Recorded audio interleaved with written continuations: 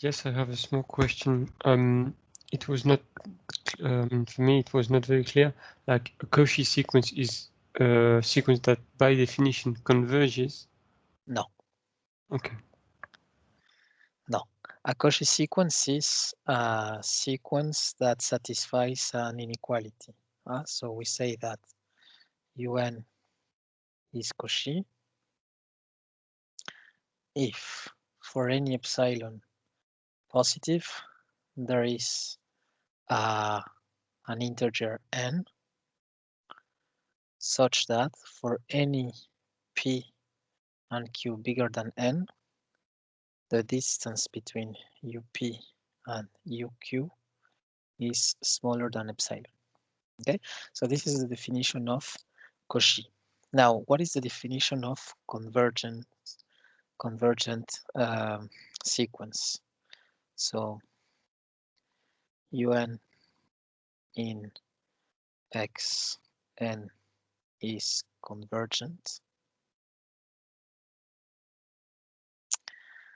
to L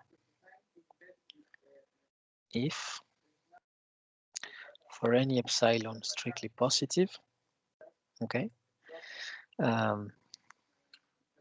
there is n in n such that for any n bigger than n, the distance between un and L is smaller than epsilon. Okay, so those are the two definitions, the formal definitions of the Cauchy sequence and convergence. Okay, and as Johan said last time, because he actually intuit that those notions were related. Okay, you have one implication which is true. Okay, so theorem: if UN is convergent,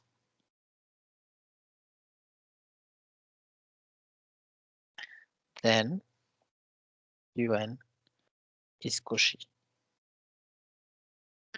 Okay, so this is an implication in that sense. Okay, so that means that you have the set of Cauchy sequences, which is bigger than the set of convergent sequences.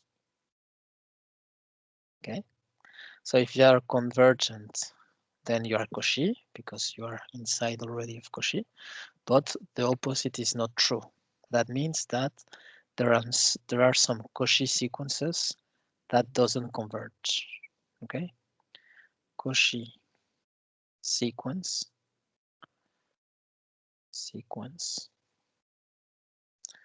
that does not converge.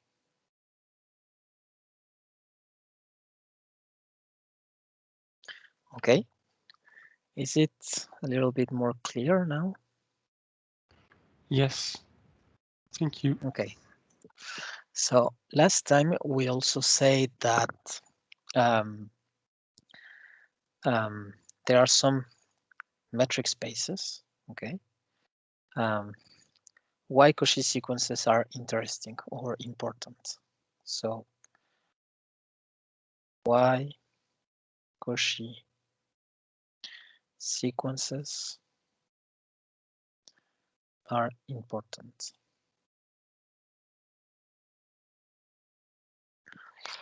Well, actually, they are important because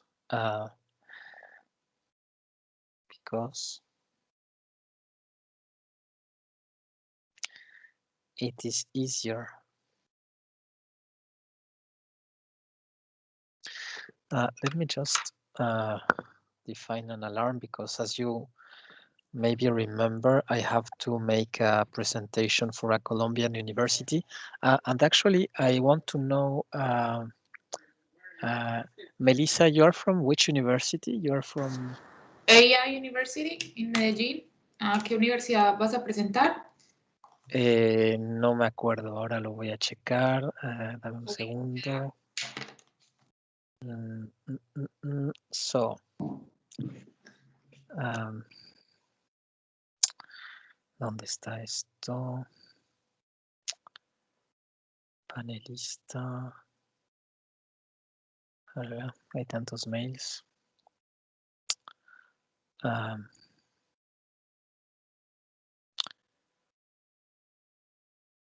Espace de Bogotá, Diplomatie, Campus France. Bueno, de hecho no es en ninguna universidad precisa, es para Campus France. Entonces, vale, yo pensé que era para una universidad específica, pero no. Bueno, muy bien. So as I was saying, at 4 I have to go because I have this presentation to do, but I will give you some exercises to do during these last 40 minutes, okay? Let me just put an alarm. Hey Siri, put an alarm at 3:45. Set the alarm for when? 3:45. Your alarm is set for 3:45 p.m. Okay, good. Yeah, so coming back to the lecture, why Cauchy sequences are important? Well, because they are much more easy to,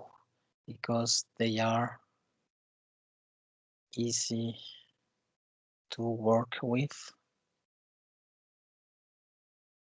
Okay, and actually they are important because of the confusion that Ivan and Johan did.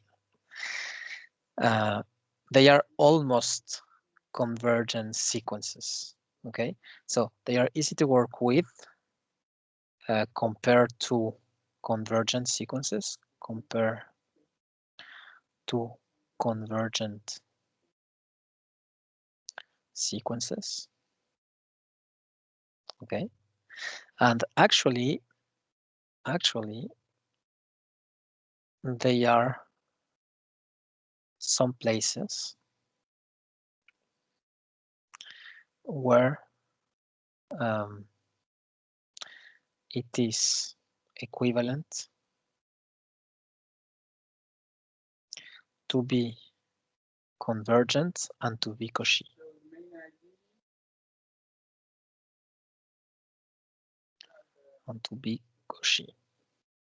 Okay, where are those places?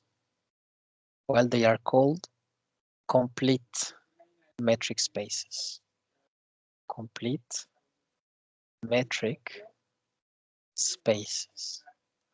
Okay, so a complete metric space is a metric space where any Cauchy sequence converges.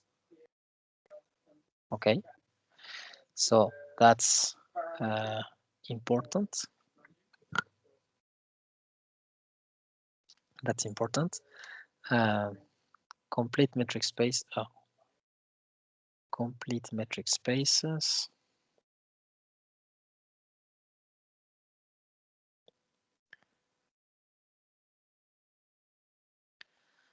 Any Cauchy sequence converges. Okay, so examples of complete metric spaces. Well, the most usual one is those that you know. Actually, that's maybe the reason you thought it was equivalent to the convergent. The Rn spaces with the Euclidean distance d2. Okay, so if n is 1, you only have R and d2. Okay, d2 is the function taking two real numbers, okay, and giving a positive number. It takes x and y and it returns square root of x square plus y square. Sorry. What? No, I'm using the R2 example. So if you're in dimension 1, here you have the 0. Yeah, it's that thing. And here you have x, here you have y. Okay, you have those 2 points. So the distance between those 2 points is actually d1, sorry. d1 is the absolute value of x minus y. Okay, so for example, if you have 3 and 4, the distance between 3 and 4 is the absolute value of 3 minus 4, that's 1. Okay, that means that this length is 1. Okay, so yeah, so this is the one example in dimension 1. Now in dimension 2, that was the thing I was trying to show you before. In dimension 2, you have this R2 function, and you can use, for example, this distance d2. So d2 is a function that takes a point from R2 times R2, and it returns the distance. Okay, so it takes x1, y1, x2, y2.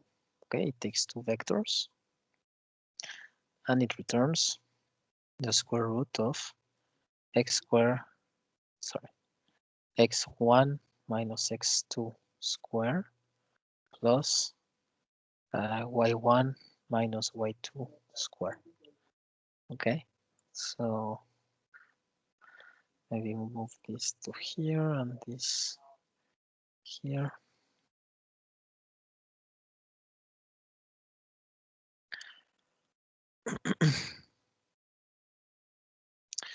Okay, so this is the traditional distance. This is known as the Euclidean distance.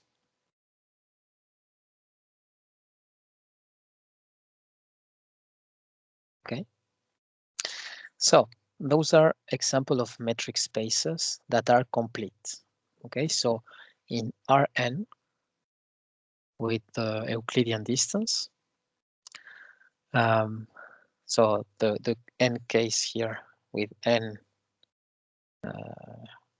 any end, okay, you have d is d2 is a function from Rn times Rn to R plus that takes vectors x1, x2, xn, okay, and x1 prime, xn prime,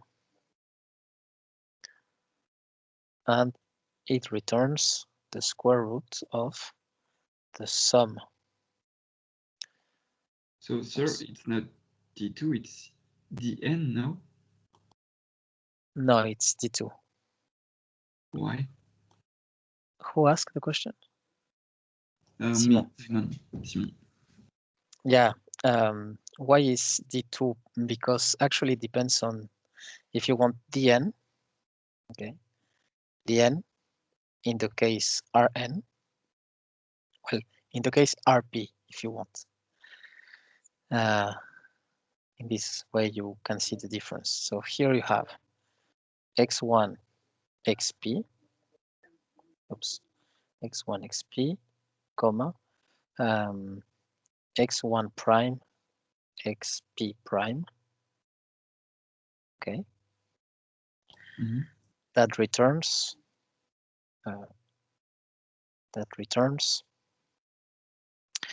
the sum of x1 xi minus xi prime power n power 1 over n, and this sum runs for I equals 1 to p. Okay, so that's the definition of the distance dn on vectors of dimension p. Okay, so as you can see here, the n is here and is here, and the p is here. Okay, so give me just 1 second. Ça va, François? Oui, mais tu voulais dire quelque chose?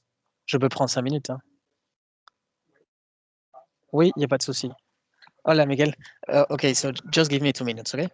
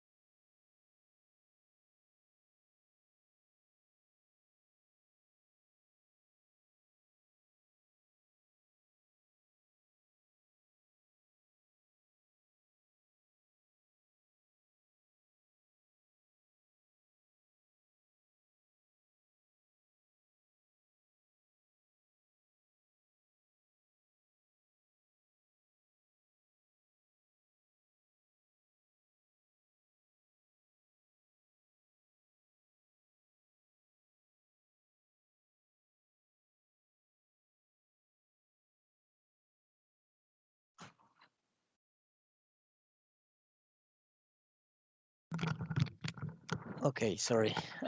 It was important, so my chief was here, so I had to answer to some questions. Okay, Simon, is it clear for you now what's the difference between D1, D2, RP? Yes, yes, yes, thank you. Okay, perfect. So when n equals 2, D2 is called the Euclidean distance. Okay, so that's a typical name. Okay, so now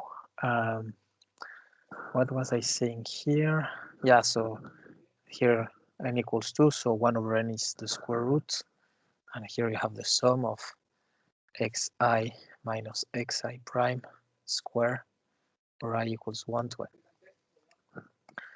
Okay, so okay, yeah, so okay, try to, okay, I'm going to ask you something. The idea here is to give you a larger vision of what type of mathematics we use in machine learning. And also, even if you are not going to come to understand everything in the more fine details, okay, that's not really the goal. It is important you familiarize with the vocabulary, okay, of mathematics. It is important that you try to understand the concepts we work with here and try to understand the story. Okay, what is the story that is told here? So if I can show you a little example, maybe you remember last time, well, last time I showed you some typical tasks in machine learning. Okay, one of them is, for example, classification of images. So let's say here you have one image, okay, and inside you have, I don't know, apples, okay, you have apples, and you want to say, okay, this image is classified as an apple, okay. Well, what is going on here? You have to construct a function, namely a function C, that takes an image, okay, it goes from the space of images, and it returns a class, namely C of image. Okay, so images like this one, they are actually just matrices, matrices of numbers, because each image you have pixels, okay, and in those pixels you have information. So for example, if you take one pixel, inside one pixel, okay, if you make a zoom here, you have 3 values, RGB, okay, giving the proportion of red, green, and blue in that pixel. So what do you have is a tensor, so a matrix of matrices. Let's say you have here L pixels in length and H pixels in height, okay. Here, what do you have is this space, RL times RH times R3, because you have 3 colors. And you go to this set of classes. Inside the set of classes, you have apples, you have bananas, pineapples, whatever, okay? And your goal in machine learning is try to construct this function that takes an image and it returns the class, okay? So this function can be constructed using different algorithms, okay, using different techniques. For example, if C is constructed using neural networks, okay, this function C is actually a function. C is a function. Well, it's something like this. Okay, you have this image, and this image is, as I told you, a tensor. But you can, in a certain sense, I hope you agree with me that this is actually isomorphic to R L plus H plus 3. Okay, and this is a vector. So you can take your image and in a certain sense split it and construct a vector, a single vector. Okay, this vector is going to be the input vector of the neural network. So here you have the input layer, okay, input layer containing how many nodes? Well, you have, for example, R, L plus H plus 3 nodes. Okay, and then you are going to have connections with other neurons in the next layer. Okay, connections to other neurons here. It can be less, okay, it can be more, and you have different steps similar to this one. Okay, those are known as the internal layers. And then you are going to have an output layer giving, let's say you have just 3 classes: apples, bananas, and pineapples. Okay, so you have this sort of architecture.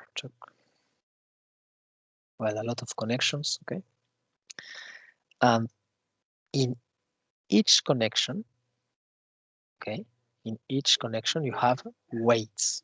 For example, if this is the neuron 1, or let's say this is the neuron alpha, and this is the neuron capital alpha, the 2 neurons are connected by a weight W between alpha and capital alpha. Okay, and your neural network is a function of all those weights. You see, you have a lot of weights that corresponds to the connections of the neurons. Okay, and actually what you are doing here is the image enters here. This is the input, and depending on the values of the weights W, at the end you will have one class. So this is the output. Okay, and C, as I said, as I told you, the function C, the classifier, is a function of all those weights, Wij. Okay, and you can see that you have a lot of weights. So C is a function of several variables, function of a lot of several variables. Okay, and we want to, in order to construct C, we need to find the weights. So those weights are numbers. the numbers Wij, okay? Those are the weights, such that they minimize the error of classification.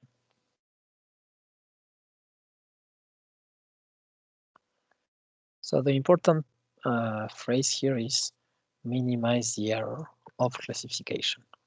What does that mean? Well, you have an input and you have an output, and the error is, for example, equal to 1 if the class of the input is not the predicted class, and 0 if otherwise.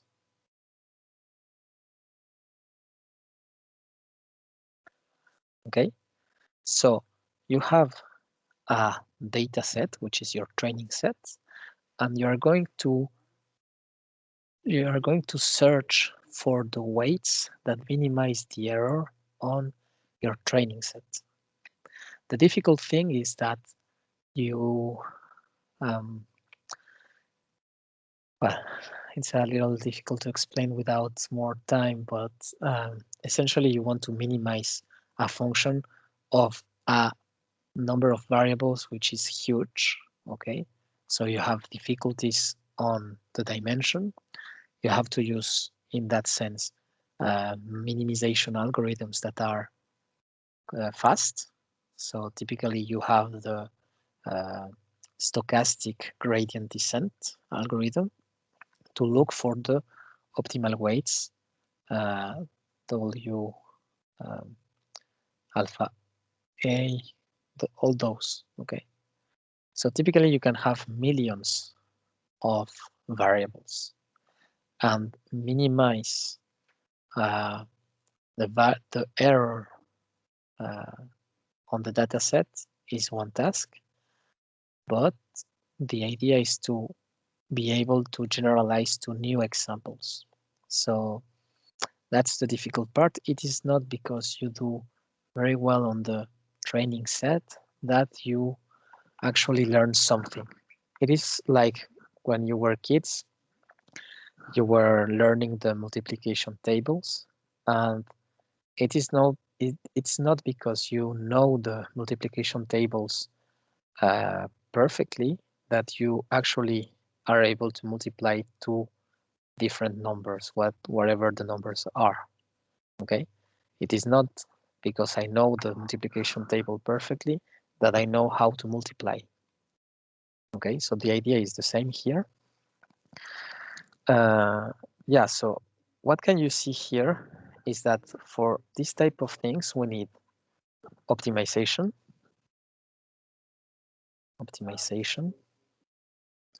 For example, the stochastic gradient descent algorithm.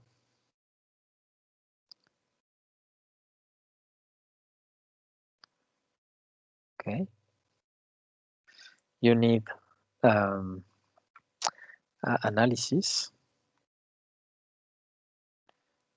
This is typically the case for the back propagation algorithm.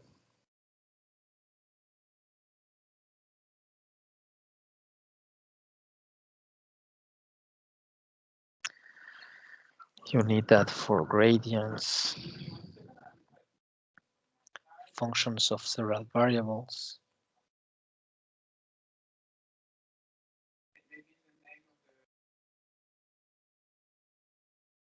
Estimating the error, convergence of the algorithms.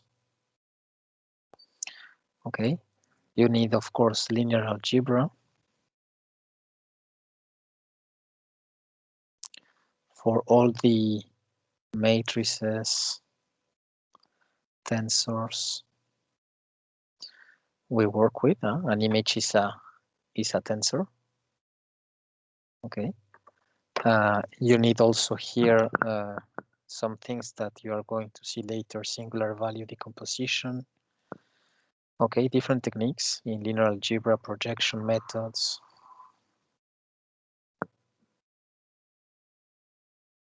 And you need also numerical analysis.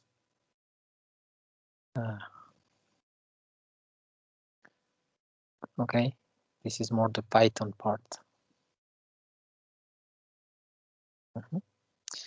Okay, so I want you really try to understand the general idea.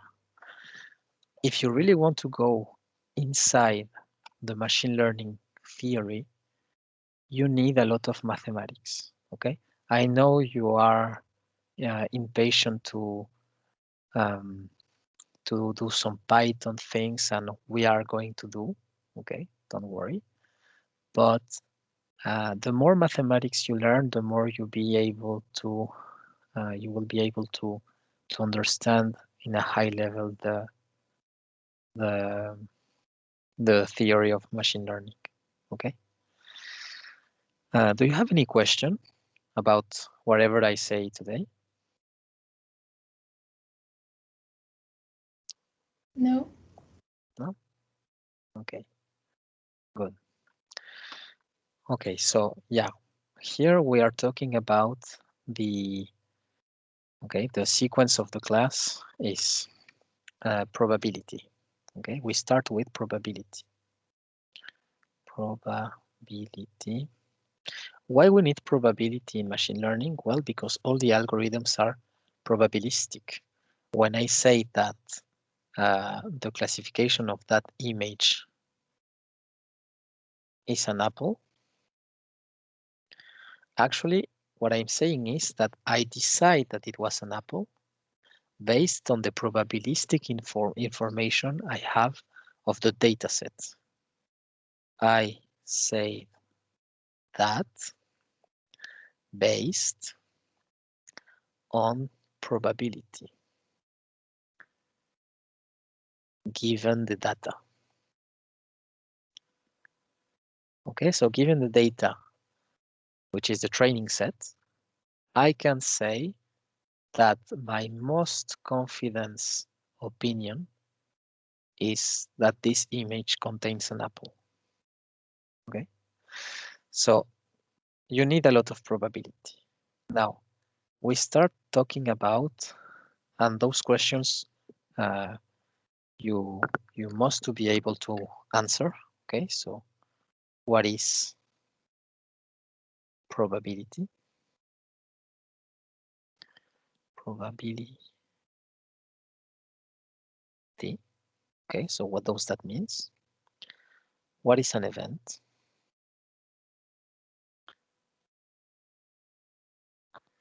A probabilistic space.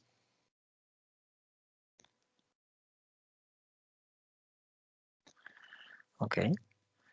What is the Bayes reasoning? Okay. And in that case, of course, you have conditional probability.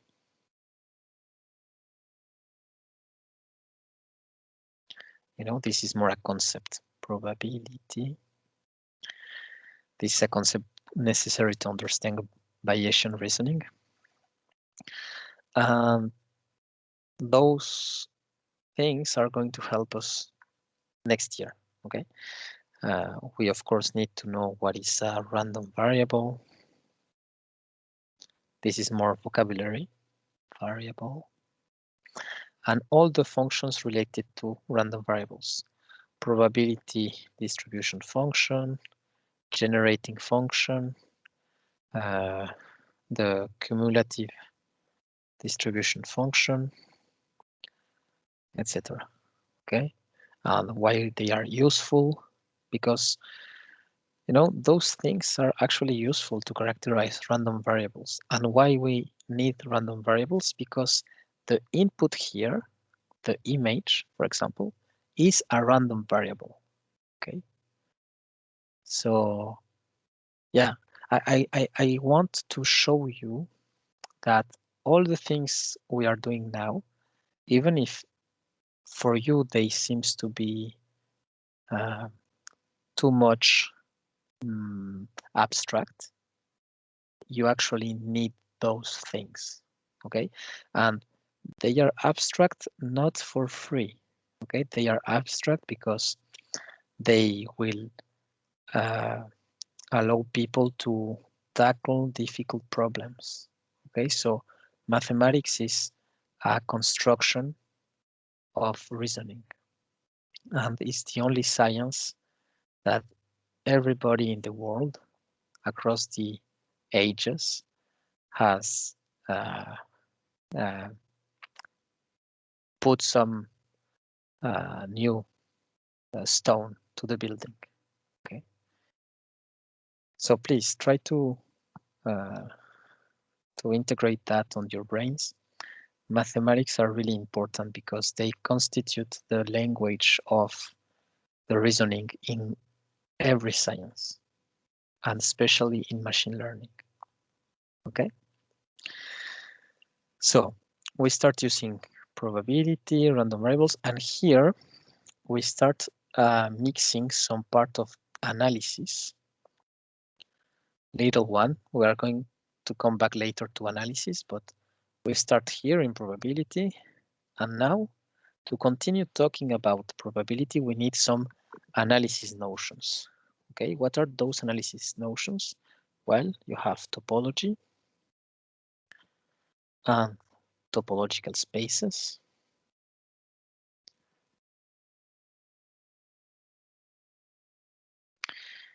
Okay, you have metrics. Why do we need metric spaces?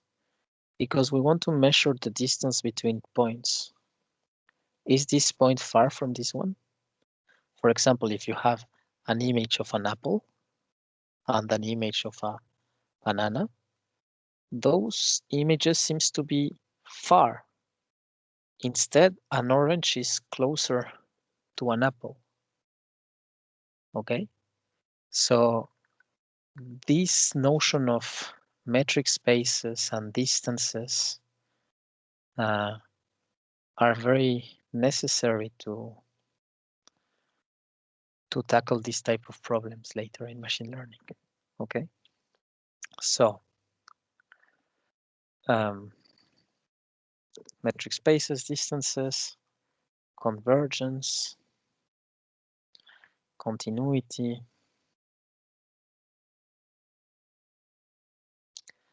of course, open sets, closed sets. What else? Yeah, so we need those because we actually are going back to probability to see measure theory. Okay, and measure theory actually gives a sense to probability. This can be seen as the second course in probability. Okay, for the moment you are all the probability classes you had are more actually combinatoric classes.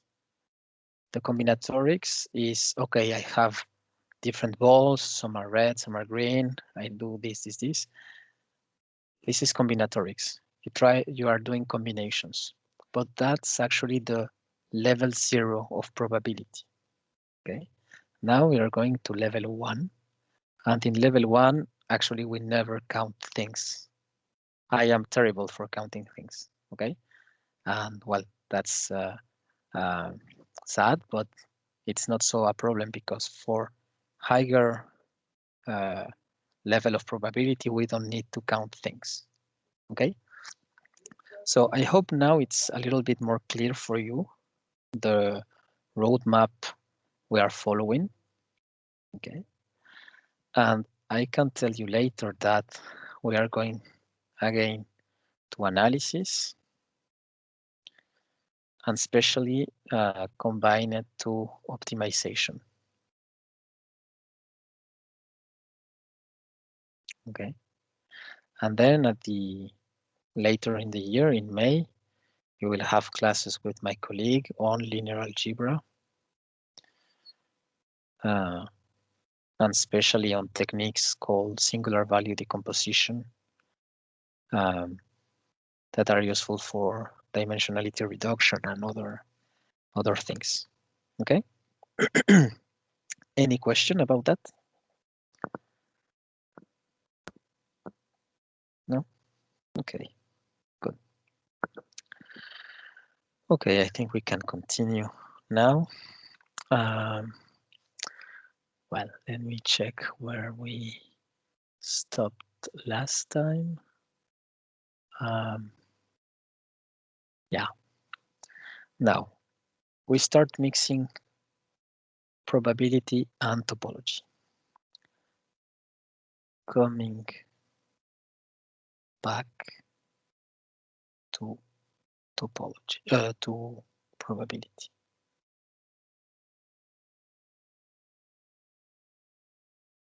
From topology. Okay, we have a definition.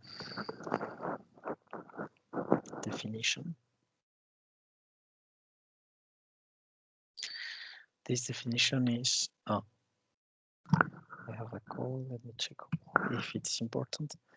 Okay, so definition of Borel sigma field. Borel sigma field. Oui, bonjour, vous m'avez appelé? Non, mais vous pouvez la laisser dans la boîte aux lettres si vous pouvez. Et en fait, il y en a une seule, donc vous pouvez la laisser là. Merci beaucoup, monsieur. Au revoir. Sorry. Yeah, so Borel sigma field. So sigma field, we already saw what was. Do you remember? The sigma field is the set of events for which I can actually compute the probability. Okay. So the measure theory tries to give a rigorous set for thinking about probability. And if I consider a set omega, okay, then I have to construct the set of events for which I can actually compute the probability. The set of events for which computing probability has a sense. Okay, and that's the sigma field. Now, so this is sigma field.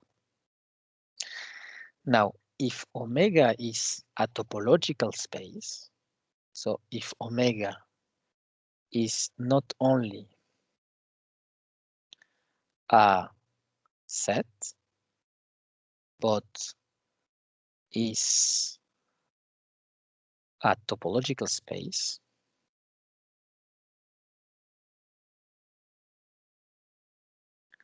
okay, so omega is a set. This set, sometimes I can construct a topology. Do you remember what was the topology? It was, again, a family of sets having some properties. Okay, so this is my topology T. Topology on omega. Okay, so the Borel sigma field will be a sigma field, so a set of events for which I can compute the probability, but construct based on the topology of the space. Okay, so I'm going to use those things here. Okay, I'm going to use those things to construct the sigma field here. Okay.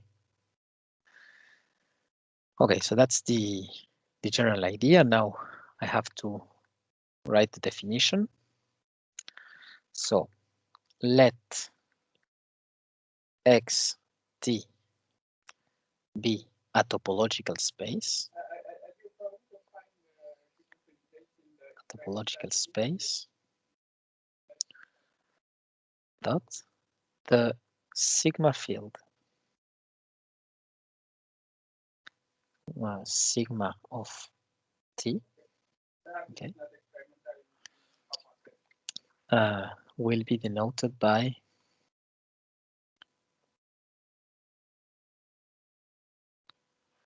b of x, x, okay, and called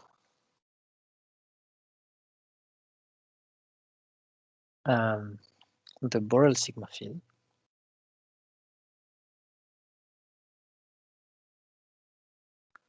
on x, okay, associated with topology tau,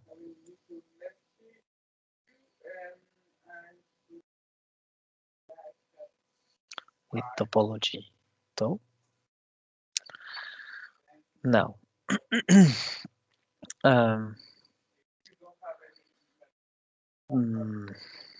yeah, maybe I can give you an example.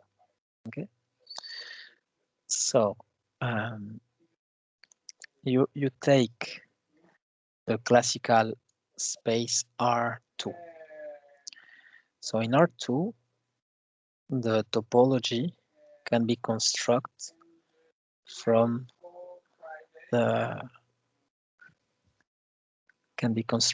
the open balls.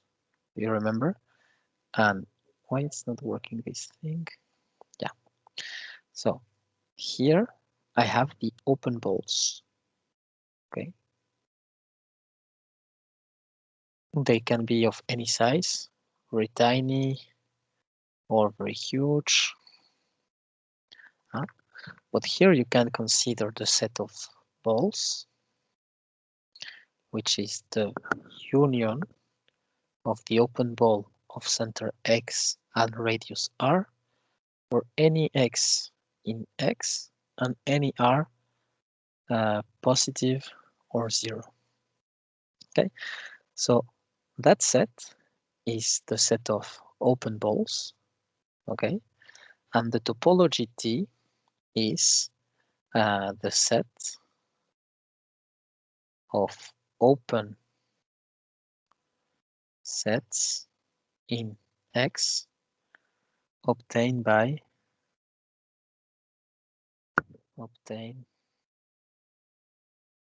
as union of balls. Okay, so I try to explain it again slowly. In R2, you can consider the set of all the balls in the plane. So you take all the points, you take in each point all the possible balls. So you have the point, you have a tiny ball, you have a bigger ball, you have a bigger, and you consider the set of all those everywhere. Okay, everywhere, here, everywhere. And that thing will allow us to construct the topology. What is an open set for this topology? Well, it's an union of balls like this. Okay, for example, if I take this big ball here and I make the union with this tiny here, okay, so the union will be that thing here, you see,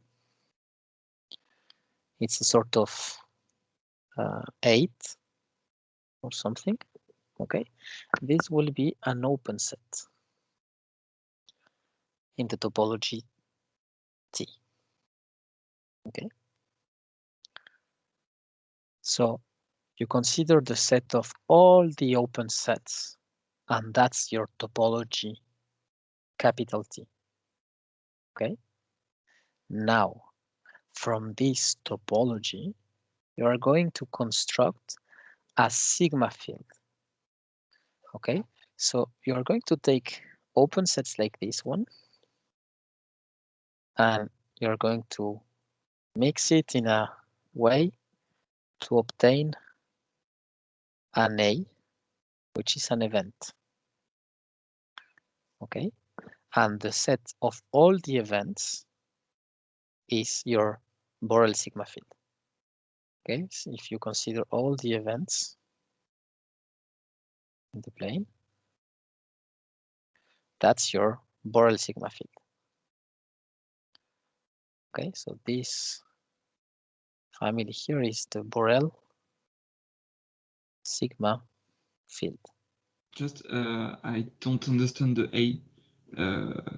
What contain the A events? The A is an event and it is constructed using open sets. Okay, in a way that I can actually compute the probability or the measure of that set. And they are all joined, or they can be like unjoined? They actually infinite number of them, and they can be superposed. Okay. Maybe I can try to explain it in French a little bit. It's not an easy concept. I agree with you. Okay. And I will explain it also in Spanish for Melissa. So, quand vous prenez un espace dans lequel vous pouvez définir des boules, un espace métrique, si vous considérez l'ensemble des boules, cela vous permet de construire des ouverts. Un ouvert, c'est une réunion de boules ouvertes. Si vous prenez l'ensemble de tous les ouverts, c'est-à-dire de toutes les réunions possibles, de toutes les boules, de tous les centres et toutes les tailles possibles, ça vous donne la topologie. Okay. Maintenant, à partir de cette topologie, on va construire une sigma algèbre, okay, une tribu, qui est donc l'ensemble des événements pour lesquels on peut calculer la probabilité. Ça, c'est une tribu. OK. Questions? Oui, en quoi c'est différent du coup d'une tribu normale? Parce que la tribu normale aussi, on peut en calculer la probabilité, non? Complètement. La différence, c'est qu'ici, en plus d'avoir l'aspect probabilité, on a l'aspect topologique et donc calculer des limites, des convergences, des suites, des choses comme ça. Grâce au fait qu'on a la topologie. On va pouvoir donner une notion de continuité à la probabilité. En fait, la façon dont les variables aléatoires vont converger. Il y a différents types de convergence de variables aléatoires. Ça peut être convergence en loi, ça peut être convergence en mesure, ça peut être convergence en moyenne. Enfin, il y a différents types de convergence de variables aléatoires. Ok, merci. Si D'autres questions? Là, oui, c'est pour être sûr d'avoir bien compris. Donc là, on a pris en fait plusieurs open sets différents pour avoir un barrel tribu et pour que ça puisse être mesurable, c'est ça? C'est ça. En fait, si tu veux, ce que l'on cherche, c'est à peu près la même question que Audrey. On cherche à mélanger deux bonnes propriétés de ces objets. L'une bonne propriété, c'est pouvoir calculer des probabilités. Donc ça, c'est la partie avoir une tribu. Et l'autre bonne propriété, c'est pouvoir dire que des choses sont proches, pouvoir dire que des choses convergent, pouvoir dire qu'on peut calculer des limites ou parler de continuité. Et donc ça, c'est la partie topologie. Donc en fait, on cherche à allier les deux notions, une topologique, l'autre probabiliste, pour justement pouvoir exploiter le meilleur des deux mondes. Okay. Donc la remarque de Audrey, elle est tout à fait pertinente. Les tribus normales nous permettent déjà de calculer la probabilité, oui, mais en fait, elles ne nous permettent pas de travailler avec tous les outils d'analyse, à savoir convergence, limite, dérivabilité plus tard, calcul des gradients, des choses comme ça. Okay. Pourquoi il y a plusieurs éléments? Enfin, vous avez mis A. Oui. Et vous avez fait d'autres formes qui représentent donc d'autres événements, j'imagine. Pourquoi il y en a plusieurs? Pourquoi on ne se limite pas juste à A? Parce qu'en fait, l'ensemble d'événements, c'est tous les événements possibles. Tu vois, par exemple, si je lance un dé à 3 faces, disons, pour faire simple. 1, 2, 3. Quels sont les événements que je peux considérer ici? Je peux considérer l'événement 1, l'événement 2, l'événement 3. OK? Donc ça, c'est lui, lui et lui. Ensuite, je peux considérer les événements 1 et 2, 2 et 3, 1 et 3. Et donc ça va faire 1, 2, 2, 3, 1, 3, etc., etc., etc., etc. OK? Donc l'ensemble de tous les événements, c'est ce qui va constituer ma tribu. OK? Et donc, tu vois qu'ils peuvent se superposer. Là, j'ai dessiné A, c'est un peu comme si j'avais fait juste 1, 2, quoi, tout à l'heure. J'avais dit ça, c'est A. C'est pour donner un exemple. Ok.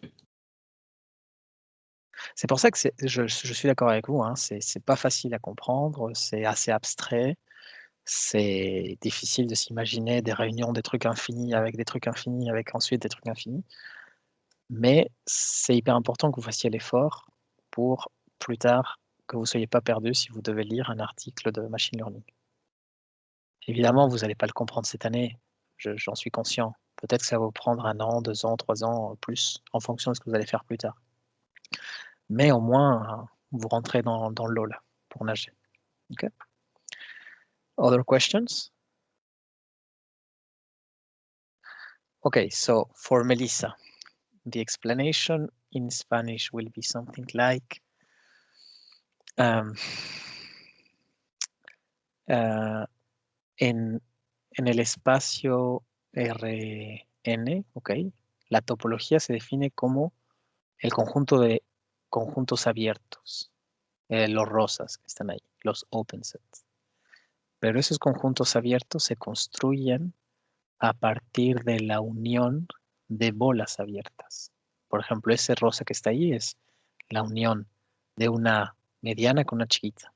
Pero en realidad hay una infinidad de bolas muy grandes, muy chiquitas y en todos los puntos posibles.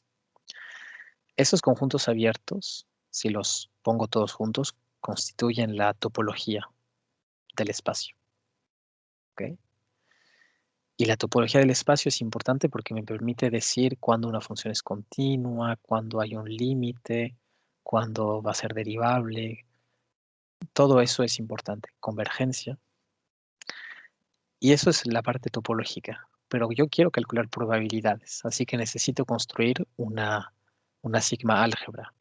Y para construir una sigma álgebra, pues yo sé cómo hacerlo, pero quiero que sea compatible con la topología. Entonces tengo que buscar una forma de crear una sigma álgebra, pero que tenga propiedades topológicas. ¿Ok? Sí. Bueno, es difícil de entender. Esto lleva tiempo. Okay. Well, any other question before continue? Okay. So that was the definition of Borel sigma field. Okay. And any set in that Borel sigma field is actually known as Borel set. Okay. In French, Borel set is known as borélien. Okay, c'est un ensemble borélien. Okay. Now, we can give now the definition of measurable function. Measurable function. Okay. Imagine you have a function between two measurable spaces. Okay, so you have two measurable spaces. Let x and what was the letter we used for the sigma field? A? I don't remember. F. F. Thank you. Let x f and y Fy be two measurable functions, measurable spaces.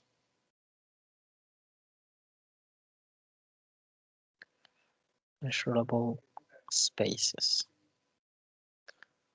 Okay. A function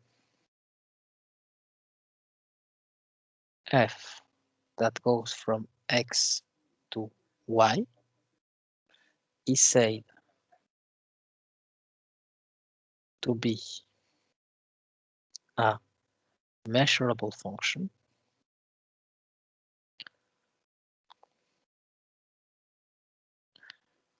with respect to x, okay, sorry, with respect to fx, if to fx and fy, if the inverse image, okay, of any a is in fx. So if this is true for any a in fy, okay, that's the definition of measurable function. And if I can do a drawing here, here you have x, okay, and here you have y, and the thing you're asking for is that any a here, the inverse image, okay, here you have f, here you have f minus 1. You want that f minus 1 of a is in the sigma field of the x set. Okay, so a measurable function is a function that if you take a measurable set, okay, if you take an event in y, the inverse image is also an event, but in x. So I think the most important way of seeing this is that you have a simple example. Okay, example. Imagine you take x equals, I don't know, r, and y equals r. And you take the function f from x to y, that to little u, it takes u squared. Okay, so nothing very strange, just a square function. And I want to know, is this function measurable? Well, I take a in y, okay, so here you have x, here you have y. I take, for example, a equal to b, the interval minus a, okay, so this is in y, this interval is somewhere here, okay. Well, here I put minus a, but actually if I want to be very general, it can be any interval alpha beta. Okay, you take any interval alpha beta in the topology, in the sigma field of y. Okay, and you have to compute the inverse image of a. Okay, so the inverse image of a, alpha beta, what is it? Okay, so what's the inverse image here? of A? Well, if I take this set, you can see that the negative part is not included. So since the negative part is not included, I have to modify a little bit my definition here to make this function measurable. So here I add this red plus here. Okay.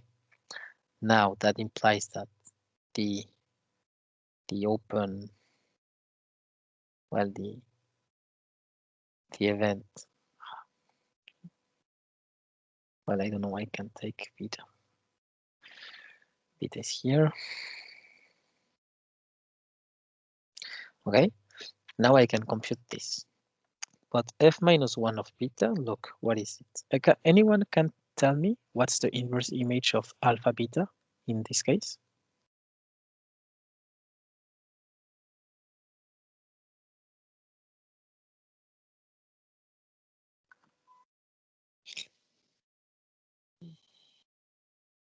Yes, try.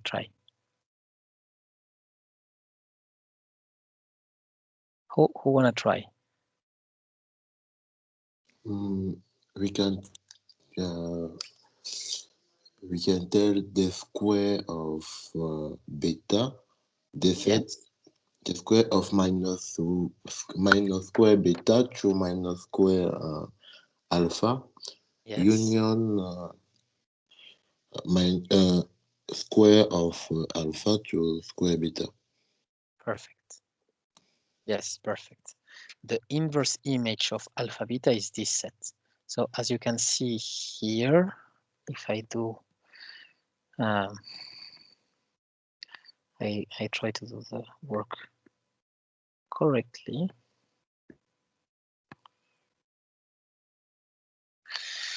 Yes, as your colleague says, you have this interval here, okay? Minus square root of beta, minus square root of alpha, square root of alpha, square root of beta, okay? And this set is in, oops, this set is actually in Fx, okay? And since alpha and beta here were any possible value, that means I just verify that for any set like this, the inverse image is also a measurable set. Okay, so yes, F is measurable.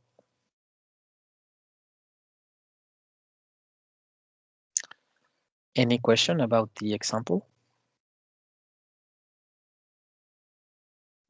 No. Okay. Okay, good. So yeah, measurability is important because it preserves the probability across functions. Alors, for example, if you remember when we talked about random variables, sometimes you have, for example, the random variable weight of a person and the random variable height of a person. And from those two random variables, you can construct the mass, I don't know what's the ICM, I think. No. Well, the index of corporal mass, or okay. And I don't remember the formula, but I think it's something like h over w squared. Okay. And this thing tells you that from those two random variables, you can construct a new one. Okay. So here you have a function.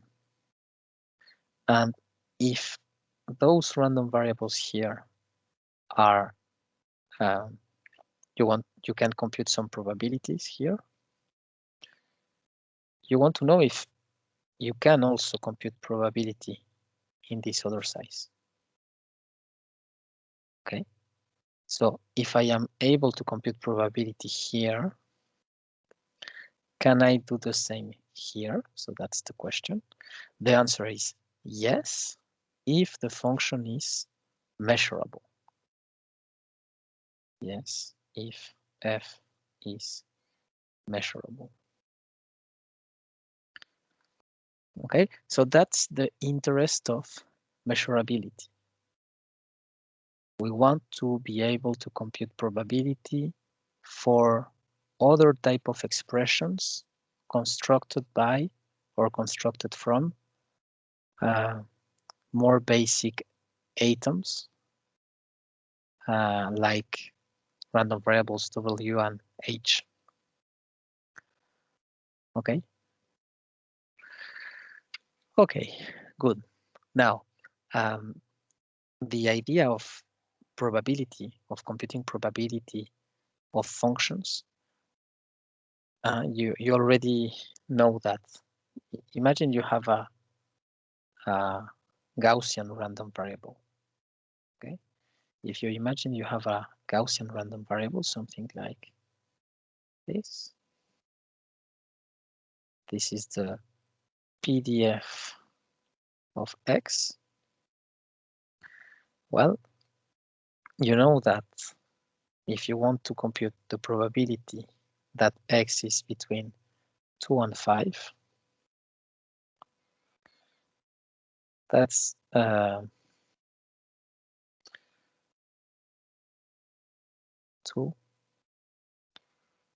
5.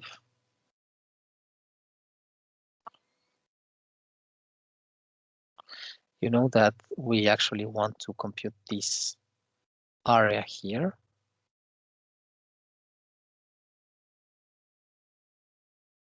Okay, so the result is that thing, and is given by the integral between 2 and 5 of the PDF of X, let's say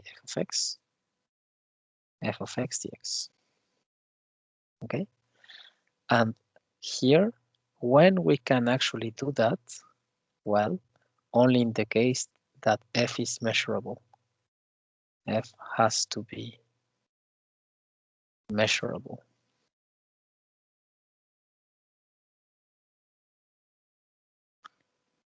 Okay, if f is not measurable, this computation can't take place.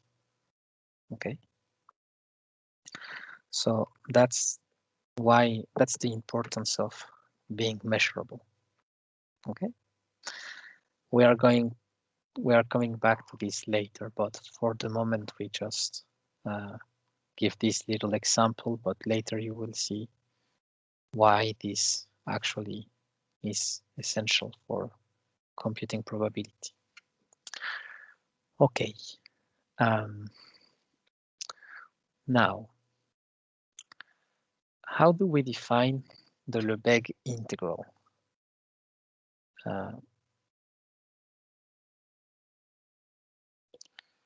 As we can see from this last example, okay, as we can see from this last example, computing probability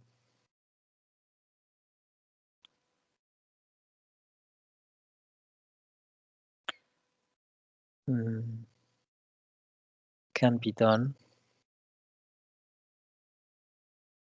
by integrating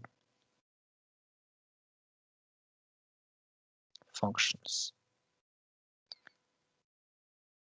Okay, the probability of x being in the interval 2, 5 is computed as the integral of f of x from 2 to 5. So we need to give a definition of this object. And for the moment, the interpretation you do to this object is something called Riemann sums.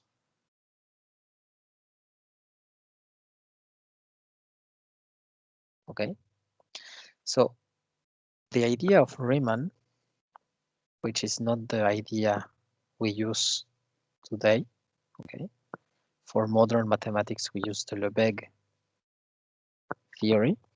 But Riemann said, okay, imagine I want to compute the area under this curve. The thing I can do is take rectangles this way. Here, this is dx. Here you have f of x. So f of x times dx is the surface of one of those rectangles. And the integral of f of x dx is actually the limit when dx goes to 0 of the sum of f of x dx over x. Okay. This Riemann sum has a lot of problems. This Riemann integral has a lot of inconvenient problems in mathematics, and that's why Riemann sums and Riemann integral goes to the garbage. Okay, it is nice for the first year, second year of university. That's the notion we use for integration, but it is not the notion people in machine learning and mathematics use. Instead of that, so this is the past, okay, so forget that. We use Lebesgue integral. So Lebesgue was a French mathematician, Henri Lebesgue, okay, and his work is, well, he had several works, but the essential today is give a notion of integral which is compatible with other computations. Okay, so why Lebesgue instead of Riemann?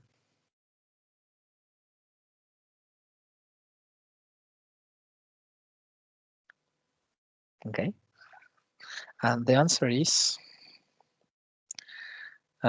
Riemann integral is not flexible enough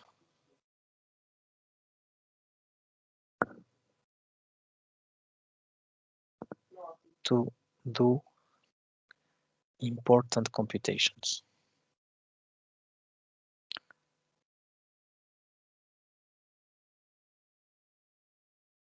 Okay, for example, typically you have sequences of functions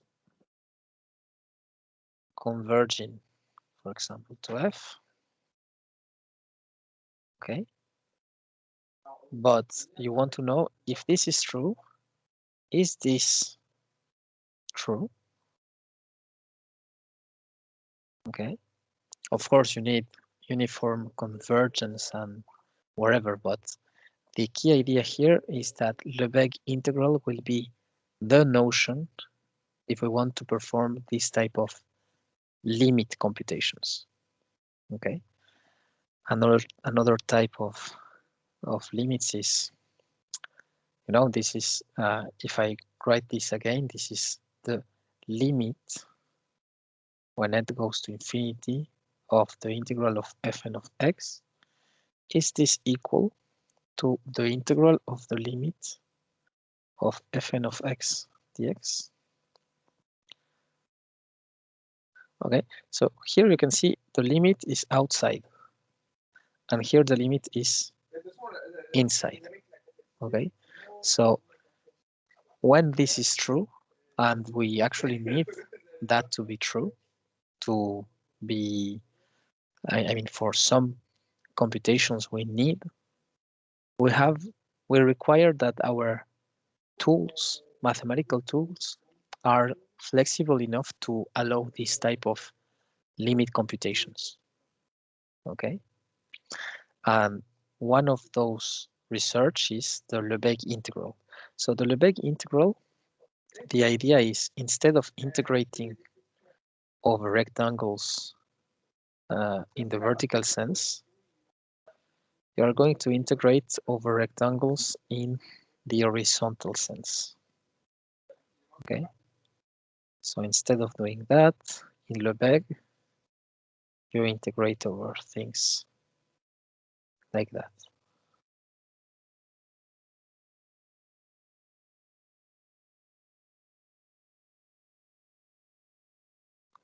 Okay, this is Lebesgue.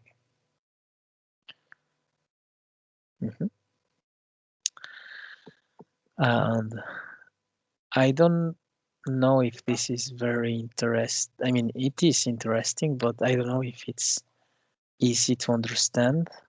But the construction of this integral here, I think I'm going to give you some references for the last hour of the lecture.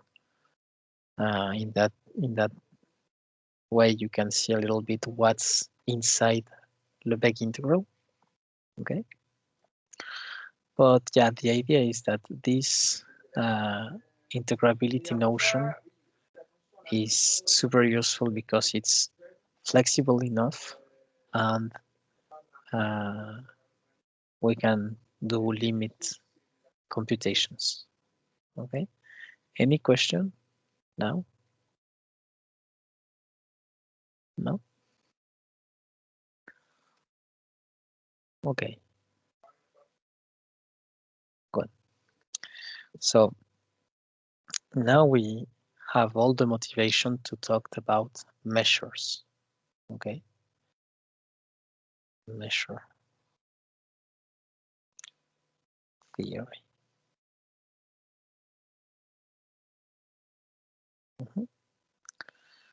Okay, so let X F be a measurable space.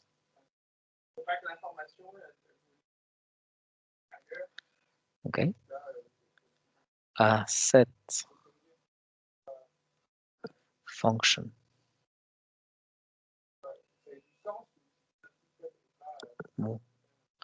from F to R plus is called a measure on X F if the measure of the empty set is 0 and for any countable sequence of pairwise disjoint sets AI I bigger than 0 such that AI intersected by AJ is empty for any IJ. We have the property of sigma additivity. That means that the measure of the sum of AI for I equals 0 to infinity. Okay, so this sum, remember, is a disjoint union. Okay, so when I have a disjoint union, I use this notation. Okay, but it's a disjoint union. Okay, it's a union here. Well, maybe I can just write it in the two ways. It's the same. Okay, it's a notation. The sigma here is a notation to indicate that the sets are disjoint. Okay, so this information is why I use this sigma notation. And the important thing is that this is equals to the sum of the measure of AI, sorry, for I equals 1 to n, to infinity. So it's the things you already saw before with the probability. You have a set X. Inside the set, you have events, for example, A1, A2, A2, A3, etc. Okay, and if you want to compute the measure of the union of the three things, is this plus this plus this. Huh? So the measure of the union is just the sum of the measure of each set. Does it make sense for everyone? Yeah. Okay. So in that case, in this case,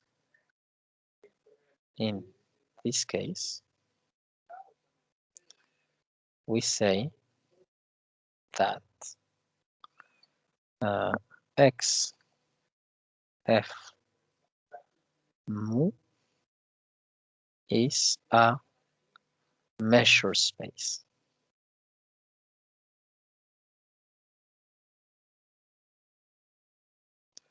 So in French, is un espace mesuré. Donc, un espace mesuré, c'est un triplet où il y a un ensemble, une tribu et une mesure. Okay? A measurable space is a triplet where you have a set, a sigma field, and a measure. And the measure you see is the function that takes a set and it returns its size. Okay, so mu of A is the size of A. In technical terms, we say it's the measure of A. Okay, and you can see that the link with probability is quite obvious because computing probabilities is computing relative sizes of sets inside the universe. Can you see more or less where we are going on? Okay. Any question, please, in French, Spanish, wherever. Any question about what we talked today? Yes. About the Lebesgue integration, I don't know. Why don't we just use the theorem of interversion, limit integral? Yeah, because I mean, this theorem, okay, the interversion limit integral, is one particular case where the sequence of function is uniform convergent. You need uniform convergence, okay? And this is just one simple example. It is not the only reason for which we need Lebesgue integral. As this example, we have several other computations where the Lebesgue integral allow us to compute and the Riemann integral doesn't. Okay? Okay. Any other question, please? Yes. Yes. Oh, okay. Vas-y, Audrey. It was just for the notation. I don't get how you can say the sum of AI and then talk about the union of AI. Yeah, so this sum here in yellow is a notation that means that I am doing the union of disjoint sets. It is not a true sum. It's just a notation to say that I am doing the union of AIs, but I know before that the AIs are disjoints pairwise. Okay? Donc c'est juste une notation pour dire que je fais une union d'ensemble, mais que je sais en plus que cette union est disjointe. C'est une notation, c'est pas une somme classique. Ok. D'accord, merci. Momo, tu avais une question?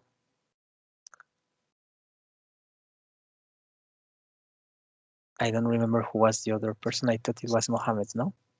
C'est moi. I don't get the difference between Riemann and Lebesgue integral. Like, what does it change for us? Well, for us, it changed that some functions that weren't integrable in the Riemann sense are becoming integrable. And typically for probability, that's very important, okay? Because some events will not be we are not able to compute the probability of some events using the Riemann integral, and we need to use the Lebesgue integral to compute their probability. Okay. And how? Yes. How do we use Lebesgue? Because I didn't get how do we use it. We haven't seen it yet. Okay. Just to make I sure. just motivate the. Yeah. So this part was just a motivation of measure theory. So we are going to talk about measures, about the properties of measures, and then later we will say, okay, definition, Lebesgue integral, blah blah blah. Okay. Okay. That's more It was clear. just a motivation. Okay. Okay. Any other question? I have 5 minutes more before going to Colombia.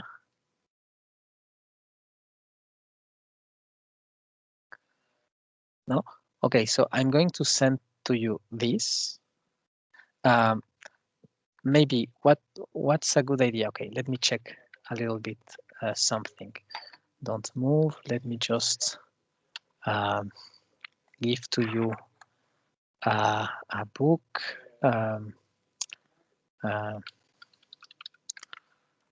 Okay, I'm going to give you a very basic book, because if you take the wrong book, you are probably going to see that it's too complicated. So you have to take a measure theory book, which is designed for undergraduates as you.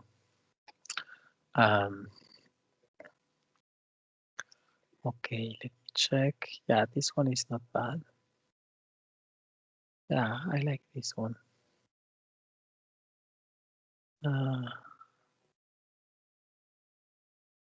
This one is more difficult. Yeah, I think I'm going to give you this one.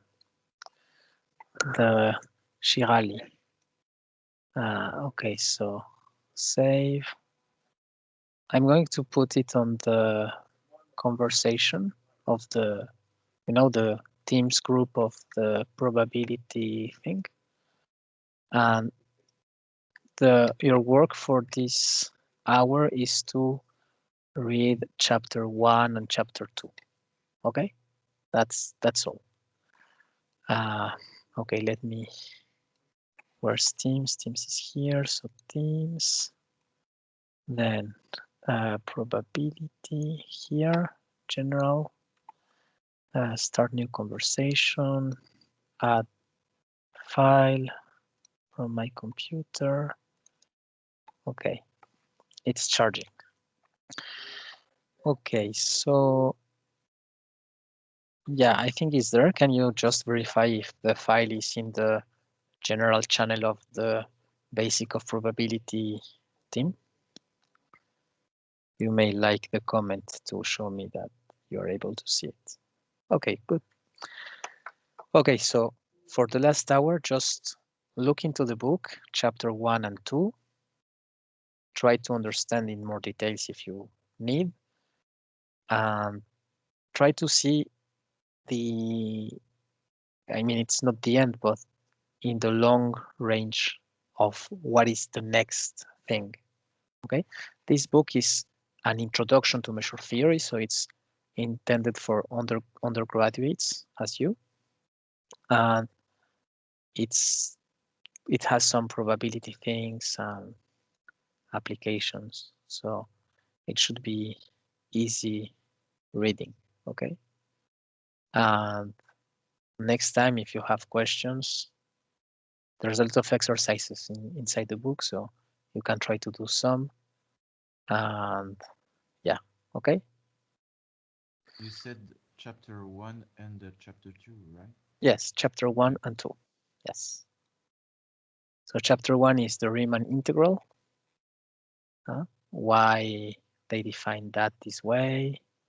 And chapter 2 is measure space and an integral. What is a measure? What is everything? Okay. Okay. Well, have a nice afternoon, everybody. Of course, this later I'm going to post the video on YouTube. If you need to see it again, well, you can see it again in the video. Okay, and I will post the lecture notes I took on the chat of the Teams group. Okay. Okay, thank you. Well, Okay, thank you. see you next time. Have a Thank you. good afternoon. Thank Thank you. you. Bye. Bye. Thank you. See you. Bye.